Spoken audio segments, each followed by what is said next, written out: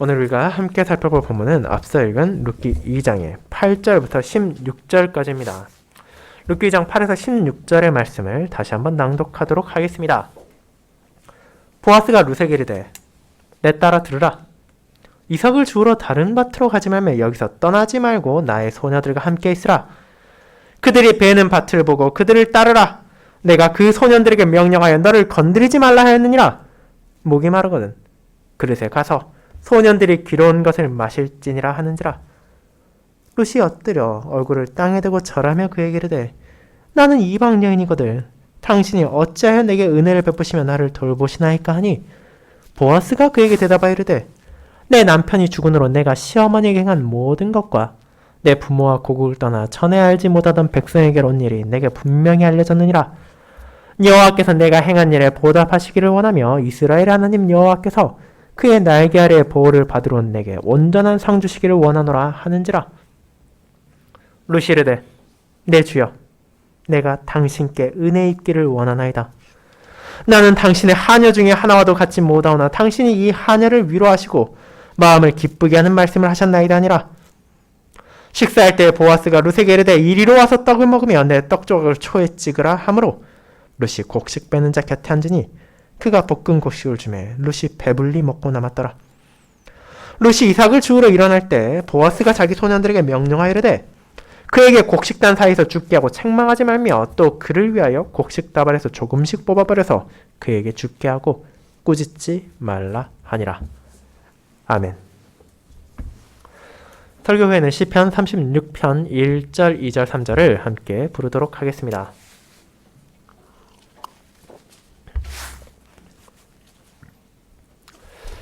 사랑하는 주 예수 그리스도 안에 있는 형제 자매님들, 이 세상에서 어떤 걱정이나 불안도 없는 참된 평안을 누리고 살아가는 사람을 찾기란 결코 쉬운 일이 아닙니다.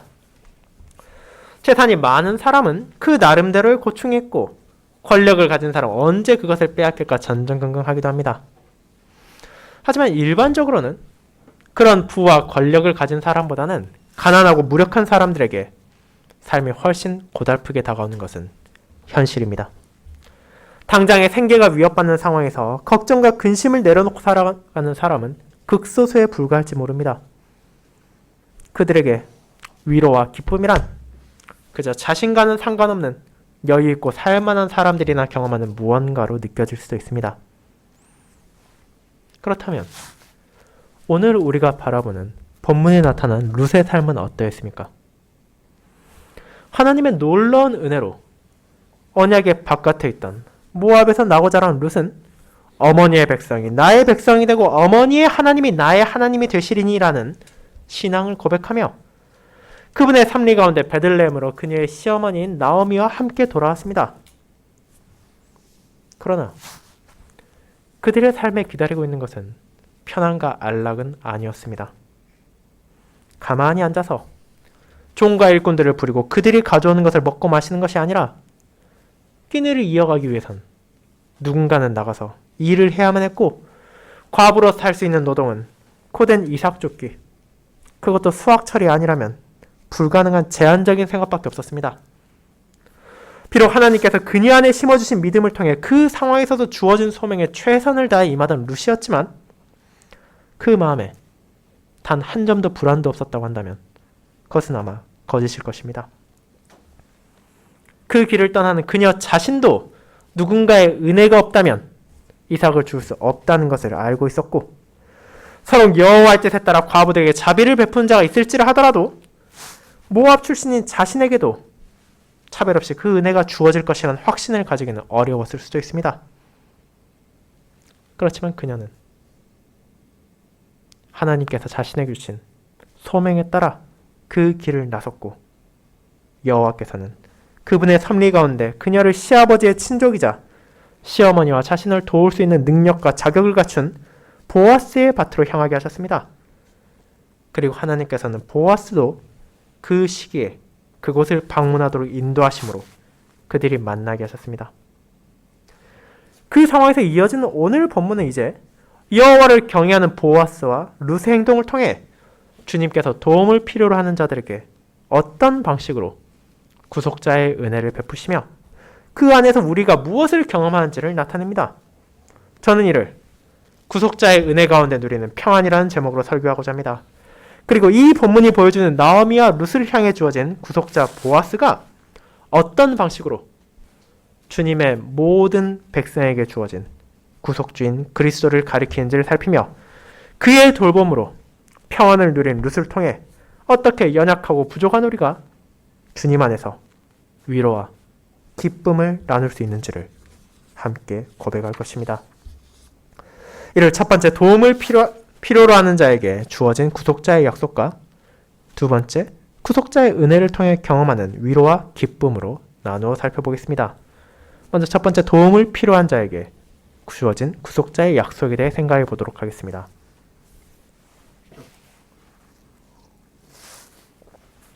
형제자매 여러분, 우리가 지난주에 살핀 룻의 앞선 본문은 우연을 말하고 운으로 모든 것들이 결정된다는 이 세상을 향해 영원한 경륜 가운데 하나님의 섭리의 놀라움을 보여주었습니다.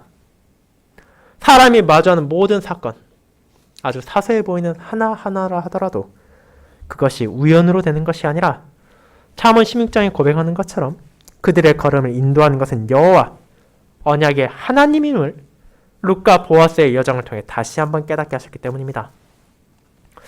1장의 마지막에서 나오미는 마치 자신이 이제 모든 것을 다 잃고 아무것도 남지 않은 것처럼 한탄했습니다. 그러나 하나님은 룻을 그녀와 함께하게 하시고 그녀들을 보리추수 시작할 시기에 맞춰 베들레헴에 도착하게 하심으로 이어질 소망으로 인도하셨습니다. 그런 배경에서 2장은 새로운 등장인물인 보아스를 소개하며 시작합니다. 그는 엘리멜렉의 친족이자 유력한 자였습니다. 이 두 가지가 무엇을 의미했습니까? 바로 공경에 처해있는 룻과 나오미를 도와줄 수 있는 자격을 그가 갖추었다는 것이며 동시에 실제로 도울 수 있는 능력까지도 가지고 있었음을 보여주는 것이었습니다. 그렇게 우리는 자연스럽게 그렇다면 하나님께서 그를 어떤 방식으로 사용하셔서 그녀들에게 자비를 베푸실 것인지를 기대하게 되었습니다. 그 기대감 안에서 우리는 룻과 보아스의 이어지는 행적을 봅니다. 여호와를 경외하는 두 사람은 분명 세상적인 시선에서 보았을 때는 극명하게 다른 상황을 살아가고 있었습니다. 한 명은 이방인 출신의 과부였고 다른 한 명은 그 지역의 유력한 자였기 때문입니다. 그들 사이에 무슨 접점이 있었겠습니까? 그러나 그들은 각자의 상황에서 주어진 소명에 신실히 살아가는 가운데 서로를 만나게 되었습니다. 룻과 보아스가 서로를 의식하지 않은 채 그저 룻은 과부에게 주어진 하나님의 뜻에 따라 생계를 꾸리기 위해 밭에 나가 이삭을 주었고 보아스는 자신에게 주신 하나님의 선물을 사용하여 가난한 형제와 자매들을 돌보기 위하여 자신의 밭을 나와 직접 살폈습니다. 어쩌면 세상 사람들은 그 모든 과정을 바라본다 하더라도 그저 룻이 운이 좋았다고 말할 수 있습니다. 생각하기 힘들 정도로 행운에 행운이 겹쳐 우연히 베들레헴의 시기를 잘 맞춰 도착하고 우연히 보아스의 밭을 향했고 우연히 보아스가 그 밭을 방문했다고 말입니다. 사실 그것이 인간의 지혜로 판단하기 쉬운 가장 쉬우며 합리적인 답변일지도 모릅니다. 부족한 사람으로서는 하나님의 섭리를 바르게 이해할 수도 온전히 바라볼 수도 없기 때문입니다. 그러나 그것을 우리가 이해하지 못했다고 해서 우연이라고 치부할 수 있습니까? 룻기 2장 3절에 그런 의미로 우연이라는 단어를 사용했습니까? 그렇지 않습니다. 비록 우리가 이해하지 못한다 하더라도 여전히 하나님께서는 이 세상을 섭리 가운데 다스리시며 모든 것을 그분의 뜻에 따라 운행하십니다. 그렇게 이 표현은 오히려 역설적으로 성도들에게 묻는 것입니다. 정말로 그 모든 것이 그저 형편적표 돌아간 우연에 불과하냐고 말입니다. 그리고 하나님의 말씀 가운데 우리는 룻과 보아스가 자신의 의도에 따라 이것을 이룬 것이 아니라 할지라도 그것이 우연이 아니라 하나님의 섭리로 그들을 선하게 인도하시고 자신의 언약 백성들을 향한 한없는 자비의 발로로 일어난 사건이라는 것을 깨닫게 됩니다. 그분께서 룻과 보아스를 통해 보여주신 것은 언약 백성이 구속자를 향해 나아가는 것, 구속자가 그분의 도움을 절실히 필요로 하는 자에게 찾아온 것이 이 세상이 말하는 우연이 아니라 하나님의 영원한 경륜 가운데 성취되어가는 구속 역사 가운데 드러나는 그분의 섭리로 인한 것이기 때문입니다. 하나님의 은혜로 그 놀라운 진리를 깨닫게 된 성도는 이제 룻기를 통해 나타난 믿음의 선조들을 인도하시는 것 또한 하나님의 섭리이며 이를 통해 우리에게 그리스도 안에서 주어진 은혜를 더욱더 마음에 새기게 됩니다. 그런 풍성한 은혜를 경험한 우리는 이어지는 본문에서 마침내 룻과 보아스가 서로 만나서 대화를 나누는 것을 바라보게 됩니다. 사원을 통해 그녀가 누구인지를 확인한 보아스는 자신의 밭에서 이삭을 줍고 있던 룻을 향해 나아가 말을 건넸고 그 내용은 그녀에게 엄청난 충격으로 다가왔을 것입니다. 한번 생각해 보시기 바랍니다. 그녀가 시어머니의 나라인 이스라엘, 나오미가 살던 곳인 베들레헴으로 돌아왔을 때 무엇을 경험했습니까? 따뜻한 환대나 애정어린 돌봄이 아니라 그녀들이 마주한 것은 조소와 비아냥이 섞인 냉대였고 그저 나오미와 자신을 가십거리로 삼은 차가운 모습이었습니다. 그들을 둘러싸고 온 마을이 수군거리고 떠들썩했지만 그 누구도 도움의 손길을 건네지 않았습니다. 그런 상황에서 이삭을 줍기 위해 나온 룻은 마침내 처음으로 타인으로부터 격려와 자비의 말을 듣게 됩니다. 이삭을 줍기 위한 허가를 구할 때 나오미가 말했던 것과 동일한 표현을 일면식도 없던 보아스가 말하기 때문입니다. 그는 자유롭게 룻을 부르며 그녀가 결코 기대할 수도 없었던 약속을 베풉니다. 지금 룻이 필요로 하고 그녀를 집에서 기다리는 나오미가 염려하고 있던 모든 문제들을 그 약속 안에서 해소해 준 것입니다. 오늘 8절 9절에 나오는 그 약속은 다음과 같습니다. 내 딸아, 들으라. 이삭을 주우러 다른 밭으로 가지 말며 여기서 떠나지 말고 나의 소녀들과 함께 있으라. 그들이 베는 밭을 보고 그들을 따르라. 내가 그 소년들에게 명령하여 너를 건드리지 말라 하였느니라. 목이 마르거든 그릇에 가서 소년들이 기러운 것을 마실지니라. 자, 이 약속을 보았을 때 여러분은 무엇을 느끼십니까? 이것은 그저 쉽게 아무에게나 말할 수 있는 약속이 아닙니다. 그가 말하는 제안은 과부로서 어떤 안정과 보상에 대한 보장을 받을 수 없던 룻을 향해 보호의 약속이자 그녀의 필요를 채워주겠다는 풍성한 돌봄의 약속이기 때문입니다.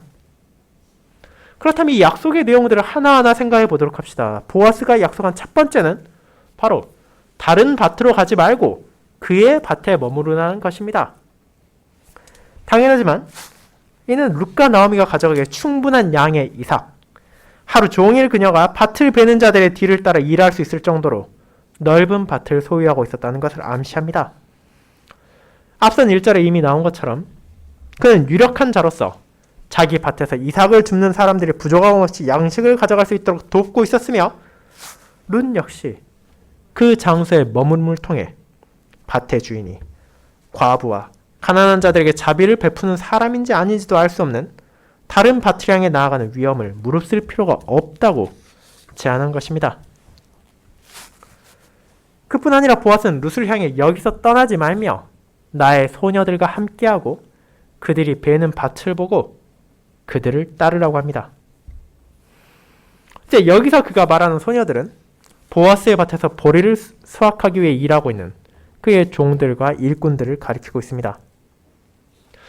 이것이 어떤 의미에서 룻에게 도움이 되는지 여러분은 생각할 수 있습니까? 우리가 직접 논밭에 나아가 땅에 떨어진 이삭을 주울 일이 거의 없기에 이 말의 의미를 파악하는데 어려움을 느낄 수도 있습니다. 하지만 이 약속 또한 그녀에게 큰 편의를 제공해 준 것입니다. 수많은 사람들이 일을 하고 있고 그곳에 떨어진 이삭을 줍는 것만으로도 끼니를 얻을 수 있는 과부와 고아, 거류자들이 모여있는 곳에서 어디에 떨어져 있을지 알 수 없는 이삭을 찾아 바닥을 쳐다보고 다니는 것보다는 일꾼의 뒤를 따라다니며 그들이 베는 보리 중 떨어진 것들을 바로 줍는 것이 훨씬 안정적이며 수월한 작업이기 때문입니다. 그리고 이후에 나오듯이 보아스는 혹여라도 그렇게 이삭을 줍는다 하더라도 그녀에게 부족함이 있을 것을 염려하여 그의 일꾼들을 향해 곡식다발에서 조금씩 뽑아 땅에 버림을 통해 두 사람에게 충분한 양식을 거두어갈 수 있도록 배려했습니다. 동시에 이 약속은 다른 누구도 아닌 보아스의 일꾼들과 함께 다니게 함으로써 혹여라도 모압인이라는 이유로 그녀를 미워하고 박해하려는 사람들의 손길로부터 지켜주는 의미도 있었기에 지금 룻에게 필요한 안정과 그녀가 구해야 하는 음식을 제공하는 은혜였습니다. 그 은혜로운 약속은 이어지는 9절에서 더욱 강화됩니다. 보아스의 말을 이해하기 위해서는 여러분이 직접 일꾼이 되어 누군가의 밭에서 수확을 하고 있다고 생각하시면 됩니다. 밭의 주인이 여호와를 경외하여 그분의 뜻에 따라 과부나 고아, 거류민들에게 땅에 떨어진 이삭을 주게 허용했다 하더라도 그 사람들은 신분적으로는 주인의 뜻에 따른 일꾼들보다 낮은 존재들입니다. 심지어 장소가 장소이니만큼 더더욱 발언권을 가지기 힘듭니다. 그런데 그런 사람들이 여러분이 지금 그런 사람들이 일을 하고 있는 여러분의 뒤를 졸졸 따라다니며 이삭을 줍는다면 여러모로 신경 쓰이고 불편하지 않겠습니까? 종들 또한 그들에게 주어진 일에 집중해야 하니 좀 떨어진 곳에 가서 이삭을 주워달라고 말한다 하더라도 그것은 결코 책 잡힐 일이 아닙니다. 그리고 앞서 살펴본 것처럼 그렇게 자신들을 따라다니니가 동족도 아닌 모압 여인이라면 더더욱 그럴 것입니다. 그렇게 보아스는 그런 일을 미연에 방지하고 그녀가 안전하게 일을 할 수 있도록 자신의 종들에게 그녀를 건들지 말고 방해하지 말 것을 지시하므로 그녀의 안전을 다시 한번 확보했습니다. 그것만으로도 사실 엄청난 배려이고 자비입니다. 그럼에도 보아스는 또 다른 특별한 은혜까지도 룻에게 약속합니다. 그것은 목이 마를 때마다 집에 다녀오거나 우물을 찾아갈 필요도 없이 그의 소년들이 길어온 항아리에 담긴 물을 마시라는 것입니다.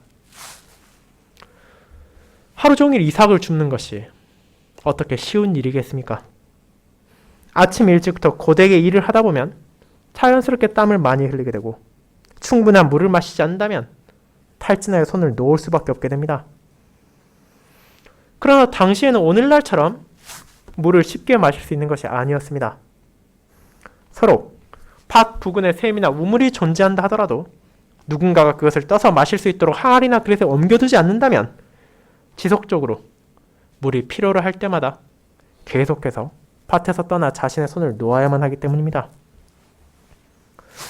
그런 사정을 잘 알고 있기에 보아스는 룻이 그녀에게 주어진 일에만 집중할 수 있도록 그의 일꾼들이 마시는 항아리의 물을 같이 마실 수 있게 했습니다. 그리고 이 모든 약속들, 그의 소녀들과 함께 다니고 그의 소년들의 보호를 받으며 그의 일꾼과 같은 물을 마신다는 것은 최소한 보아스의 밭에서는 룻이 그 누구의 공격도 받지 않을 것이며 그곳에서 보아스에 속한 사람들과 동일하게 어려움을 경험하지 않고 주어진 소명에만 집중할 수 있을 것이라는 보장입니다. 이것은 아주 특별한 제안입니다. 아무리 보아스가 유력한 자라 하더라도 모든 과부나 고아, 거류자들에게 동일한 약속을 할 수는 없었을 것입니다.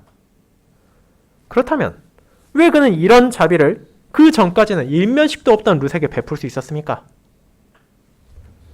그 이유는 다른 데 있지 않습니다.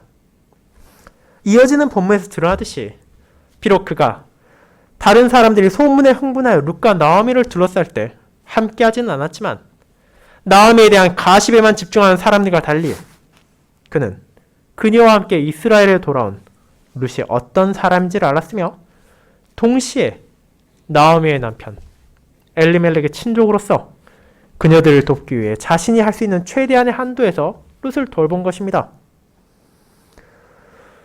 물론 모든 사정을 알고 있는 후대의 신자들은 그렇다면 왜 그냥 지금 시점에서 3장 이후에 나오는 기업 무르는 자로서의 권한을 행사하여 한 번에 룻과 나오미를 어려움에서 건져주지 않느냐고 물을 수도 있지만 하나님께서 주신 규례에 따라 그보다 앞선 권리를 가진 자가 남아있는 상태에서 그와 그녀들의 의사를 묻지도 않은 채 이를 제안하는 것은 결코 바람직한 것이 아니기에 그는 지금 자신이 할 수 있는 최대한의 배려, 룻이 어떤 염려나 불안도 가지지 않고 성실하게 일하고 풍족한 양식을 가지고 나오미에게 돌아갈 수 있도록 그녀에게 필요한 모든 것, 안전과 양식을 약속했습니다. 우리는 이를 통해 여호와를 경외하는 유력한 자로서의 보아스가 어떻게 하나님의 자비를 이 땅에 드러내는지를, 어떻게 하나님께서 도움이 필요한 자신의 백성에게 구속자의 은혜를 베푸시는지를 바라볼 수 있지만 동시에 그의 한계 또한 분명하게 깨닫게 됩니다.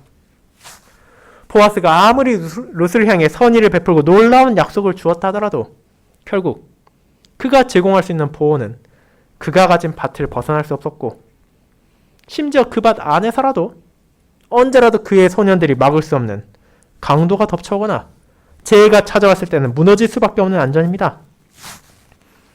그리고 그가 줄 수 있는 양식 또한 그의 밭에서 수확할 수 있는 것의 아주 일부를 넘어설 수 없습니다. 물론 하나님의 섭리 안에서 우리는 그를 통해 여호와께서 어떻게 룻과 나오미를 구속하는지를 보게 될 것이지만 현 시점에서 그녀들의 구속자는 명백한 한계를 지니고 있음을 분명히 보여줍니다. 그렇기에 우리는 이런 부족한 구속자의 그림자가 가리키는 온전한 구속자의 약속과 은혜가 얼마나 크고 놀라운지를 깨닫게 됩니다. 그저 자신의 밭의 경계 안에서만 룻의 안전을 보장할 수 있고 그녀에게 필요한 것을 제공할 수 있었던 보아스의 약속과 달리 하나님께서 그를 통해 바라보게 하신 예수 그리스도께서는 어떤 경계도 가로막을 수 없는 만물을 다스리는 분으로서 우리가 어디에 있다 하더라도 그분 안에서 참된 안전을 누릴 수 있음을 깨닫게 하셨으며 이러할 양식을 베푸는 것을 넘어서 우리의 몸과 영혼에 필요한 모든 것을 약속해 주셨습니다. 그리고 오직 그분 안에서만 신자는 이 세상 어디에도 찾을 수 없던 참된 평안을 누리고 위로와 기쁨을 누림으로써 염려와 불안을 떨쳐낼 수 있게 됩니다. 사랑하는 형제자매 여러분, 룻을 향해 베푼 보아스의 약속을 통해 우리는 단순히 과거의 한 시점에서 한 선량한 사람이 도움을 필요로 하는 과부에게 자비를 준 것, 그 이상을 바라보게 됩니다.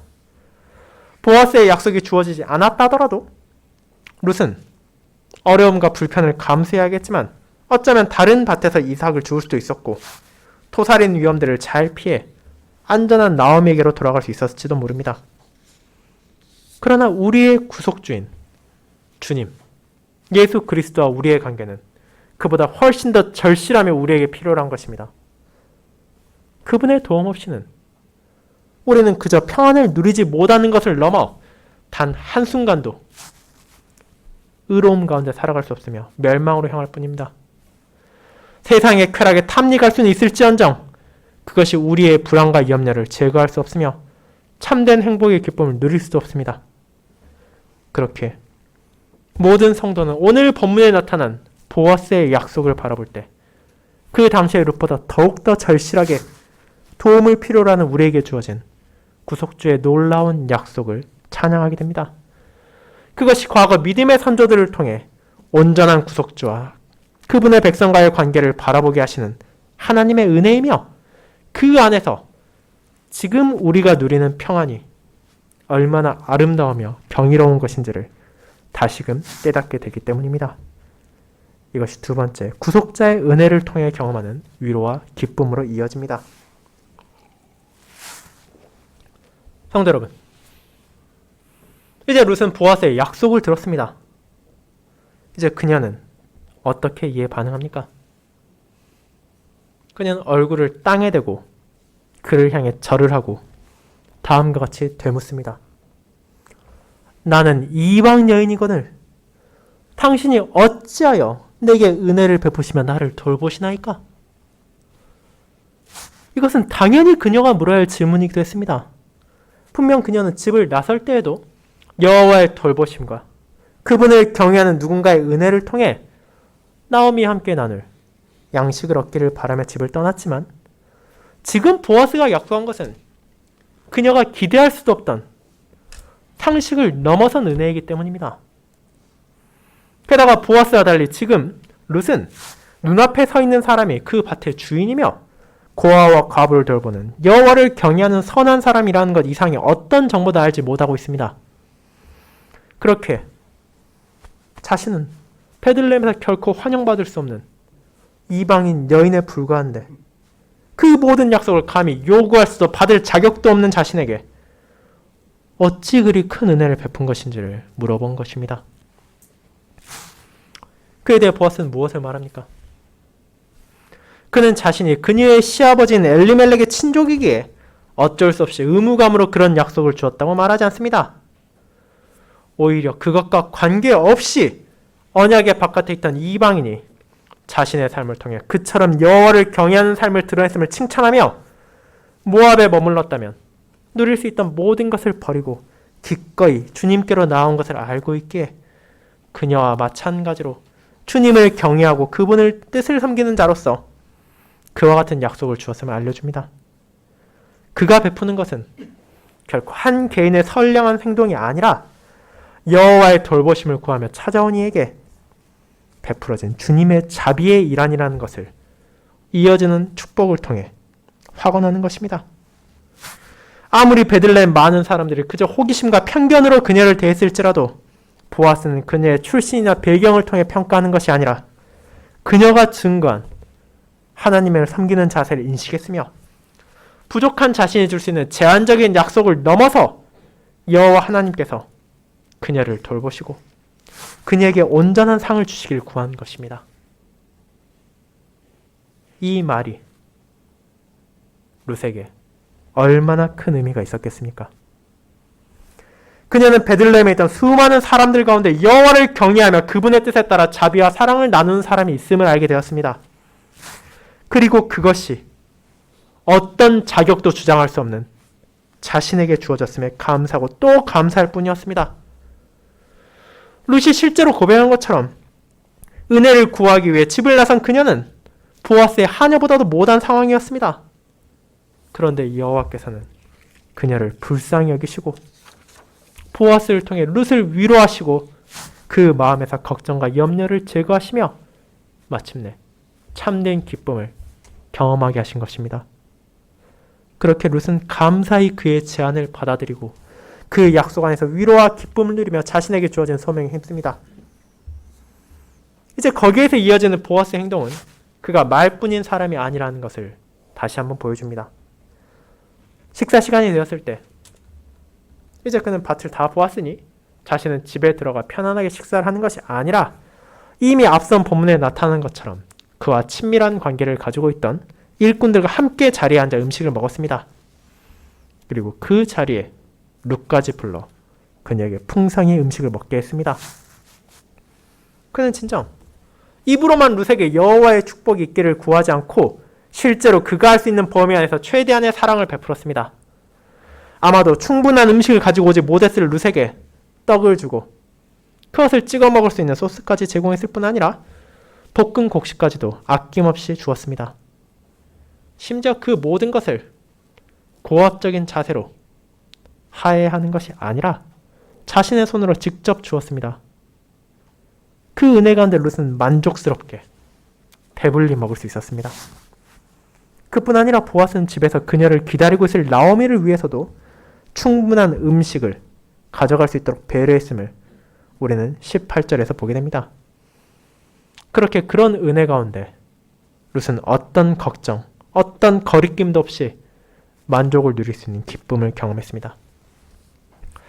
이제 그처럼 즐거운 식사 시간이 지나고 다시 일어나 일할 시간이 되었습니다. 룻은 보아스의 약속과 자비를 통해 몸과 마음에 새로운 힘을 얻어 이삭을 줍기 위해 일어났고 보아스는 그녀 앞에서 이삭을 수확할 소년들을 불러 몇 가지 명령을 합니다. 그것은 룻이 깨닫지 못한 사이에 일어난 또 다른 배려였습니다. 당시 이스라엘에서 논밭을 가진 주인들은 비록 가난한 사람들이 자신의 땅에 와서 이삭을 줄 수 있을 정도는 배려한다 하더라도 그들이 곡식을 세우던 단 사이에서 이삭을 줍는 것은 대체로 금하고 있었습니다. 수확한 곡식을 묵다 보면 자연스럽게 떨어지는 이삭까지는 주고 싶지 않는 이들이 많았을 뿐 아니라 혹시라도 그들이 주어진 권리에서 멈추지 않고 그 단에서 몰래 곡식을 훔쳐가지 않을까 염려했기 때문입니다. 그러나 모압에서 태어나 자라났던 룻은 비록 하나님께서 과부에게 주신 소명은 알았을지언정 실제 이스라엘의 논밭에서 그것이 어떻게 적용되는지까지는 몰랐을 것입니다. 그렇게 그녀가 이삭을 줍는 과정에서 혹여라도 꼭 식단 주변으로 나아갔을 때 제지를 당하고 부끄러움을 당하지 않도록 미리 밭에서 일하는 소녀들을 향해 그것을 용납하도록 말했으며 아무리 나름대로 열심히 일한다 하더라도 처음 밭에 나와 이삭을 줍는 룻이 나오미와 자신을 위한 충분한 양식을 가지지 못하는 일이 일어나지 않도록 그녀 앞에서 조금씩 이삭을 뿌려 그것을 줍도록 배려했습니다. 보아스는 무언가 대가를 바르고 그 일들을 행한 것이 아니라 오직 곤란에 처한 자신의 친족을 돌보고 하나님의 돌보심을 기대하며 모압을 버리고 베들레헴을 찾아온 주님의 양에게 그분의 은혜를 경험하도록 하기 위하여 자신의 눈앞에 있는 이득을 탐하는 대신 여호와의 뜻에 따라 그분께서 자신에게 주신 선물을 그것을 필요로 하는 자매에게 기꺼이 베풀었습니다. 그리고 이와 같은 자비를 통해 룻은 하나님께서 자신에게 보내신 구속자의 은혜 가운데 진정한 기쁨, 진정한 위로를 마침내 누릴 수 있었습니다. 보아스의 은혜 가운데 룻은 분명 지금까지 경험할 수 없던 평안을 누릴 수 있었고 기대할 수 없던 만족을 느낄 수 있었습니다. 고된 노동으로 인해 지친 몸을 회복할 수 있었으며 차가운 시선과 현실적 어려움으로 인해 힘들었던 마음을 추스릴 수 있었습니다. 하지만 지금 그녀가 누린 이 놀라운 만족이라 하더라도 그것은 이어질 더 크고 더 놀라운 기쁨을 향한 서곡에 불과하다는 것을 룻은 앞으로 경험하게 될 것이며 우리는 그 사실을 알고 있습니다. 그리고 이는 앞선 보아스의 약속을 통해 깨닫게 된 것과 같이 우리를 구약의 모든 구속자들이 가리키는 참되며 온전한 구속자 예수 그리스도를 바라보도록 인도합니다. 하나님의 은혜로 성도 안에 거하시는 성령 하나님의 역사하심을 통해 주님의 백성들은 이 땅에 오신 예수 그리스도의 사역이 어떤 방식으로 하나님의 구속사역의 정점을 보여주는지를 깨닫게 되었습니다. 그리고 그분 안에서 우리가 누리는 은혜가 얼마나 크고 놀라운지도 경험하게 되었습니다. 하지만 그것으로 끝입니까? 우리가 지금 누리는 기쁨과 위로가 주님께서 자신의 양떼를 위해 준비하신 모든 것입니까? 놀랍게도 그렇지 않습니다. 예수님께서는 이 땅에서 살아가는 주님의 백성들을 위해 너무도 충분한 은혜, 우리가 결코 기대할 수도 요구할 수도 없는 사랑을 베푸셨지만 거기에서 멈추는 것이 아니라 이제 그들이 그 만족 가운데 깨닫게 될 영원한 영광까지도 알게 하셨습니다. 우리가 지금 누리고 있는 그분의 은혜, 신자가 경험하는 모든 기쁨, 우리의 모든 눈물을 닦아줄 위로, 그것이 그리스도의 날 그분의 모든 백성들에게 온전하게 찾아올 것입니다. 사랑하는 성도 여러분, 그렇지만 저와 여러분의 이 모든 것을 받을 자격이 있어서 주님께서 그것을 베풀어 주신 것입니까? 전혀 그렇지 않습니다. 보아스는 룻의 신실함과 하나님의 경외하는 것을 알았기에 그녀를 향해 자비를 베풀었고 기쁨과 위로를 누릴 수 있는 육체적, 영적인 돌봄을 제공했습니다. 그러나 하나님 앞에 우리 모두는 부족한 죄인일 뿐이며 지극히 사소한 것 하나라도 결코 요구할 수 없는 비천한 존재일 뿐입니다. 그런 우리를 하나님께서는 불쌍히 여기심으로 믿음 안에서 그분의 날개 안으로 피하는 자들에게 영원한 안전을 약속하셨고 그리스도 안에서 우리의 몸과 영혼의 필요까지도 충분하게 채워주십니다. 그 사랑 안에서만 우리는 참된 평안을 누리며 위로를 받고 기쁨을 경험할 수 있게 됩니다. 이 땅에서 살아가는 동안 분명 우리를 둘러싼 세상은 여러 가지로 변화하며 끊임없이 저와 여러분을 괴롭힐 수도 있습니다. 때로는 전혀 기대하지 않았던 사건이 발생하고 예기치 못한 일들이 생겨남으로써 우리를 불안하게 만들 수도 있습니다. 이는 분명 죄와 타락의 결과로 인해 파탄난 세상 가운데 살아가는 우리가 외면할 수 없는 현실입니다. 그러나 그 사실이 우리를 좌절하게 합니까? 우리가 더 이상 기쁨과 위로를 누리지 못하게 합니까? 그렇지 않습니다. 주님의 자녀들은 이 땅에서 이미 지금 이 순간에도 풍성한 은혜를 누리고 있습니다. 하나님의 진리의 말씀 가운데 펼쳐지는 그분의 놀라운 사랑과 공의는 그분의 결코 변하지 않는 신실하심 안에서 우리 모두의 매일의 삶에도 기쁨과 위로를 줍니다. 내가 경험하는 모든 것들이 우연이 아니라 아버지의 손길 가운데 온다는 것을 확신하며 기쁨을 누리고 내가 고통과 슬픔을 겪을지라도 그것이 결코 영원한 것이 아니라는 것에 위로를 받습니다. 그리고 우리가 지금 누리는 만족 안에서 더 크고 더 놀라운 약속이 이루어질 것을 바라보며 매일의 삶에서 주님을 찬양할 수 있게 되었습니다. 하나님께서는 그런 우리의 발걸음을 그리스도의 날이 다가올 때까지 한 걸음 한 걸음 인도하시며 나의 연약함을 채워주시고 내가 고통과 슬픔을 떨쳐낼 수 있는 위로를 주십니다. 그것이 바로 구속자 그리스도 안에서 여러분과 제가 누리는 특권이자 은혜입니다. 이 놀라운 진리를 이번 한 주에도 마음에 새기고 주님의 은혜 안에서 여러분의 참된 위로, 진정한 기쁨, 그리고 평안을 누리고 경험하시길 바랍니다. 아멘.